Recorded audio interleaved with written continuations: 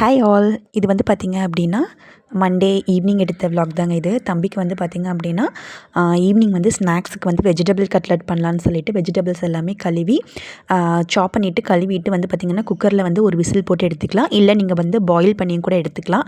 So இந்த மாதிரி வந்து வெந்ததுக்கப்புறம் வந்து பார்த்திங்க அப்படின்னா நல்லா மசிச்சு விட்டுக்கலாம். உங்கள்கிட்ட என்ன வெஜிடபிள்ஸ் இருக்கோ எடுத்துக்கலாம்.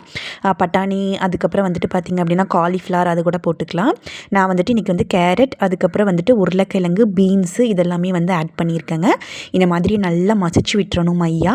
அதுக்கப்புறம் வந்துட்டு இதில் வந்து தேவையான அளவுக்கு இஞ்சி பூண்டு பேஸ்ட்டு, அதுக்கப்புறம் கொஞ்சமாக கார்ன்ஃப்ளவர், கொஞ்சமாக அரிசி மாவு, அதுக்கப்புறம் கொஞ்சமாக சோம்புத்தூள், சால்ட்டு, மஞ்சத்தூள், அதுக்கப்புறம் ஜீரகத்தூள் இது மட்டும் நான் ஆட் பண்ணியிருக்கேங்க. ஸோ மறக்காமல் வந்து பார்த்திங்க அப்படின்னா கார்ன்ஃப்ளவர் மாவு வந்து கொஞ்சம் கம்மியாக சேர்த்துக்கோங்க. இல்லை அப்படின்னா கொஞ்சம் கசப்புத்தன்மை வந்து அதிகமாக ஆன மாதிரி இருக்கும், ஒரு மாதிரியாமல். அரிசி மாவு அதை விட ஒரு ஸ்பூன் வந்து கம்மியாகவே சேர்த்துக்கோங்க. இதெல்லாமே சேர்த்துட்டு கொஞ்சமாக பெருங்காயத்தூளுமே சேர்த்துக்கோங்க. சேர்த்துட்டு இந்த மாதிரி ஒரு பேனில் எண்ணெய் வந்து அளவாக விட்டுக்கோங்க. அதுக்கப்புறம் வந்துட்டு பார்த்திங்க அப்படின்னா நல்லா வந்து லைட்டாக கையில் வந்து ஆயில் வந்து அப்ளை பண்ணிக்கோங்க. இல்லைன்னா தண்ணி தொட்டு கூட வந்து தட்டி தட்டி போட்டுக்கலாம்.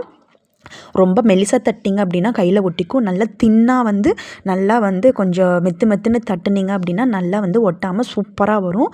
சீரியஸ்லி கடையில் வாங்குறத விட இது சூப்பராக ஹெல்த்தியான ஒரு இதுங்க. ஸோ மறக்காமல் வீட்டில் ட்ரை பண்ணி பாருங்கள். நெக்ஸ்ட் வீடியோவில் பார்க்கலாம். பாய்.